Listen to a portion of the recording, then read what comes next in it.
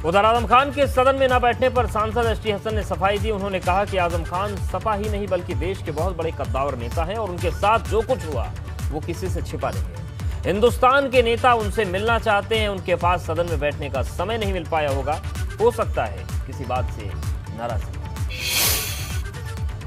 आजम खान साहब समाजवादी पार्टी के ही नहीं बल्कि देश के बहुत बड़े कद्दावर नेता हैं और जो कुछ भी पिछले दिनों उनके साथ हुआ है वो किसी से छुपा हुआ नहीं है। उसके अलावा उनके ऊपर जितने मुकदमे हैं वो भी एक लीगल बर्डन उनके ऊपर बहुत ज़बरदस्त है। उन सब को सुलझाने के लिए और पूरे हिंदुस्तान से तमाम नेता लोग उनसे मिलना चाहते हैं, तो उनके पास इतना टाइम नहीं मिल पाया होगा कि वो सदन में बैठे।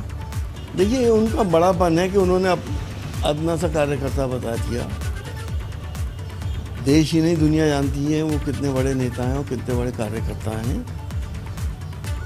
हो सकता है किसी बात से नाराज़गी हो, लेकिन जहां सब लोग होते हैं घर के अंदर भी एक दूसरे से मनमुटाव हो जाता है। यूपी में राज्यसभा की 11 सीटों पर हो रहे चुनाव को लेकर आज से नामांकन की प्रक्रिया शुरू हो गई है। तो वहीं इस पूरे मामले पर उत्तर प्रदेश में राज्यसभा की 31 सीटें हैं, जिसमें से 11 सीटें खाली हो रही हैं। आज से नामांकन शुरू हो चुका है, जो 31 मई तक जारी रहेगा। 1 जून को नामांकन पत्रों की जांच होगी, जबकि 3 जून तक नाम वापस लिए जा सकेंगे और 10 जून को सुबह 9 बजे से शाम 4 बजे तक के लिए राज्यसभा चुनाव के लिए वोटिंग होनी है।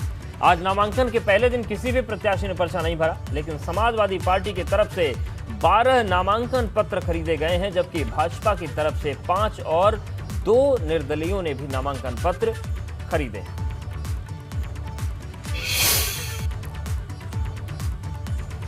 विधानसभा में 125 सदस्यों वाले समाजवादी गठबंधन ने भी राज्यसभा के लिए अपनी रणनीति बनानी शुरू कर दी है। सपा ने सियासी गुणाभाग और जातिगत समीकरण को देखते हुए राज्यसभा के लिए अपने संभावित उम्मीदवारों के नाम पर मंथन शुरू कर दिया है।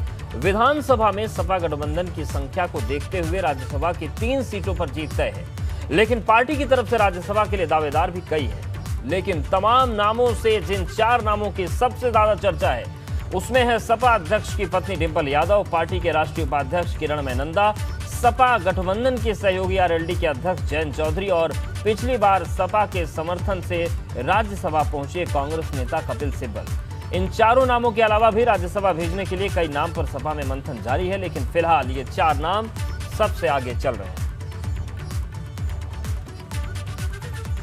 और हमारे साथ हमारे सहयोगी अनुभव शुक्ला जुड़ गए। अनुभव, जिस तरीके से तमाम सियासत की अलग अलग चीजें चल रही हैं, उन सब के बीच निगाहें सभी की राज्यसभा पर है, क्योंकि उसका चुनाव बेहद करीब है। अगर हम सपा की बात करें तो किन किन लोगों को इस बार राज्यसभा का टिकट मिल सकता है, और अगर 4 नाम की बात करें तो 3 सीटें तो मानी जा रही हैं कि सपा आसानी से जीतेगी, लेकिन चौथा दांव किस पर लग सकता है, वो चौथा कौन हो सकता है?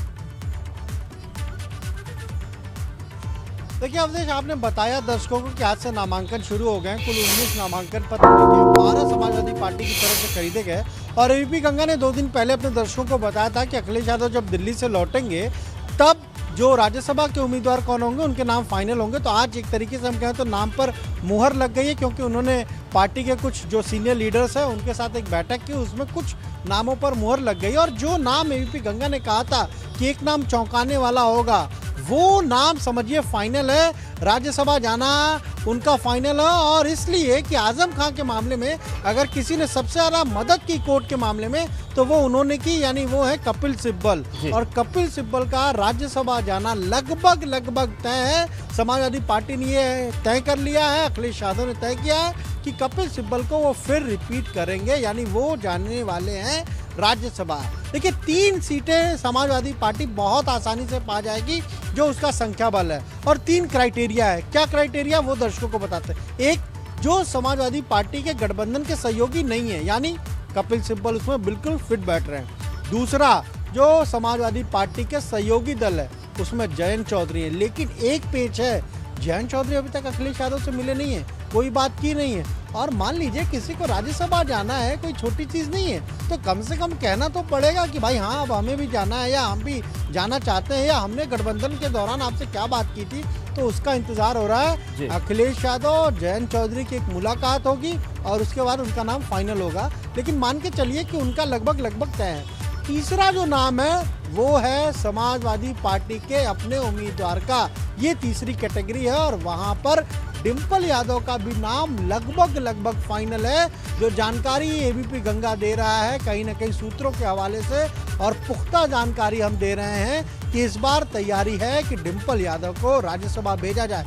क्यों? क्योंकि अब Akhilesh Yadav leader of opposition UP Vidhan Sabha में है, यानी वो उत्तर प्रदेश की सियासत कर रहे हैं, तो कम से कम देश की सियासत में कोई तो हो, और इसीलिए डिंपल यादव को राज्यसभा भेजने की तैयारी बिल्कुल है। तो मतलब जो भी नाम चल रहे हैं, नाम लिया किरणमय नंदा का, बिल्कुल वो भी बिल्कुल ये दो तमाम नाम हैं जो सियासत के लिए बेहद जरूरी हैं, क्योंकि समाजवादी पार्टी को तमाम अपने फैक्टर्स भी साधने और जो भी ये संकट का दौर चल रहा है अपनों के छिटकने का उसको भी साधना है, और बहुत सारे फैक्टर हैं। अनुभव, आपको बहुत धन्यवाद हमारे साथ जुड़ने के लिए और बातचीत करने के लिए।